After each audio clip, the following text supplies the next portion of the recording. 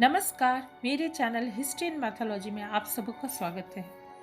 आज हम बात करेंगे जहांआरा और उनके पिता शाहजहां के साथ उनके आपसी रिश्ते के बारे में, जिसे अक्सर लोग संदेह की नज़र से देखते हैं।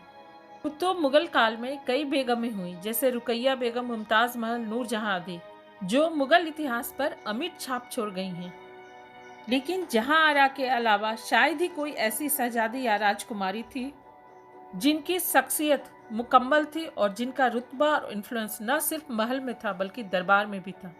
लेकिन इसकी चर्चा शुरू हो इसके पहले यदि आप मेरे चैनल को सब्सक्राइब नहीं किए हैं तो सब्सक्राइब कर लीजिए और बेल आइकन को भी क्लिक कर लीजिए कि आगे आने वाले वीडियोस के नोटिफिकेशन आपको सबसे पहले मिल सके। जहांआरा मुगल सुल्तान शाहजहां की सबसे बड़ी बेटी थी और उनका जन्म 1614 में हुआ था। वे मात्र 17 साल की थी तभी उनकी मां मुमताज महल की मृत्यु हो गई थी। मुमताज की मृत्यु के साथ ही दुखी पिता शाहजहां और छोटे भाई बहनों की जिम्मेवारी 17 साल की जहांआरा पर आ गई और इस जिम्मेवारी को जहांआरा ने बाखूबी निभाया भी।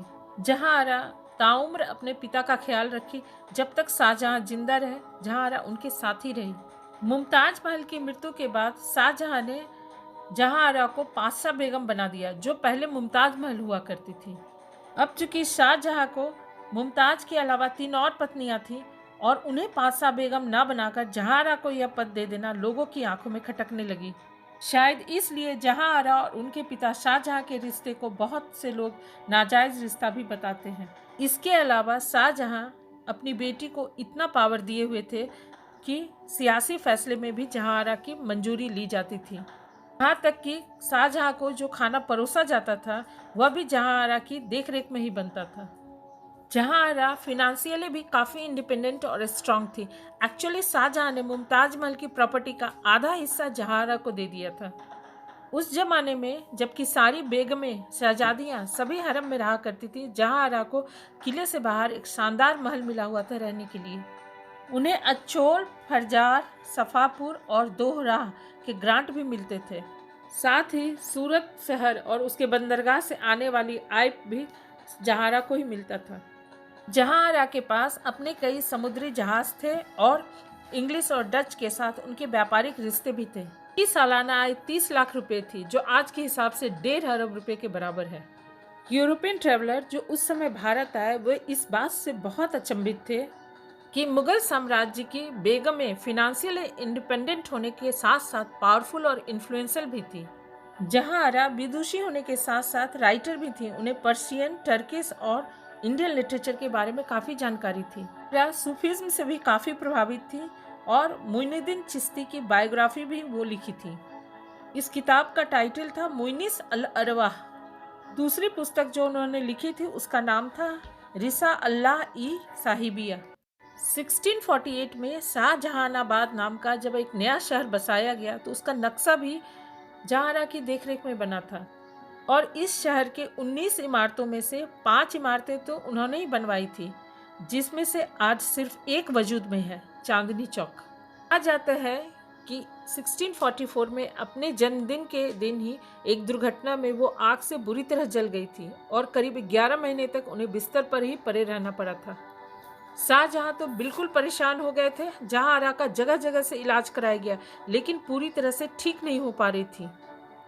किसी ने शाहजहां को बताया कि शायद जहांआरा को किसी की बद्दुआ लग गई है। एक्चुअली जहांआरा की दासी पर एक सिपाही की बुरी नज़र थी।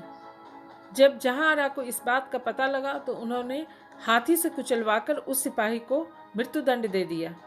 लोगों ने कहा कि शायद उस परिवार की बद्दुआ जहांआरा को लगी है, अतः उस सिपाही के परिवार को बुलाया गया और जहांआरा से माफ़ीनामा लिखवाया गया। साथ ही उस परिवार को सहायता के तौर पर ढेर सारे पैसे और सहूलियतें दी गई। और जब जहांआरा पूरी तरह से स्वस्थ हो गई तो खुशी से शाहजहां ने शाही खजाने का दरवाज़ा खोल दिया, गरीबों को दिल खोलकर दान दिया।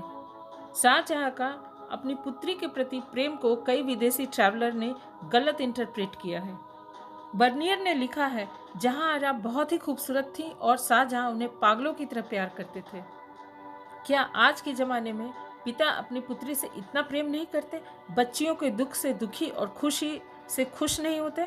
शायद शाहजहां अपने ज़माने से इस मामले में बहुत आगे थे।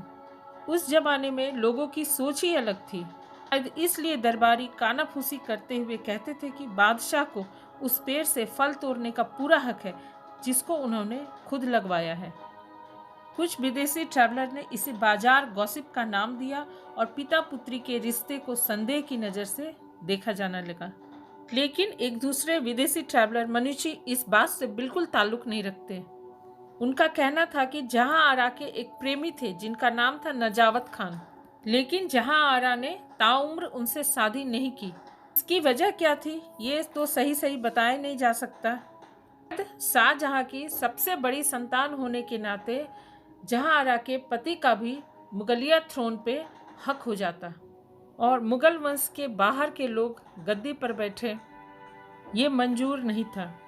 जब शाहजहां के पुत्रों में तख्त के लिए यानी थ्रोन के लिए बैटल ऑफ सक्सेशन हुआ तो शाहजहां की तरह ही जहां आरा ने भी दारा शिकोह का ही साथ दिया।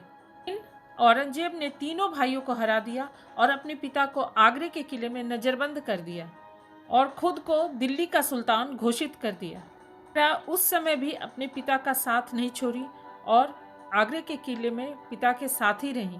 जब शाहजहां की मृत्यु हो गई तो औरंगजेब ने अपनी बहन जहां आरा की तरफ भाई का प्यार और इज्जत का हाथ बढ़ाकर सुलह कर ली, क्योंकि निजी तौर पर वह जहां आरा की काफ़ी रिस्पेक्ट करता था।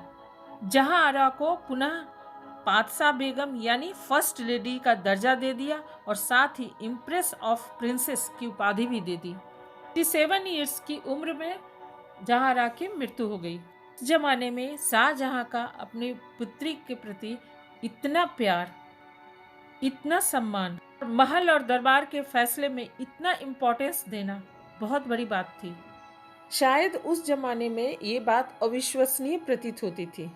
तो इसलिए शाहजहां और जहांआरा के पिता पुत्री के रिश्ते को लोग गलत रिश्ते का नाम दे दिए हैं।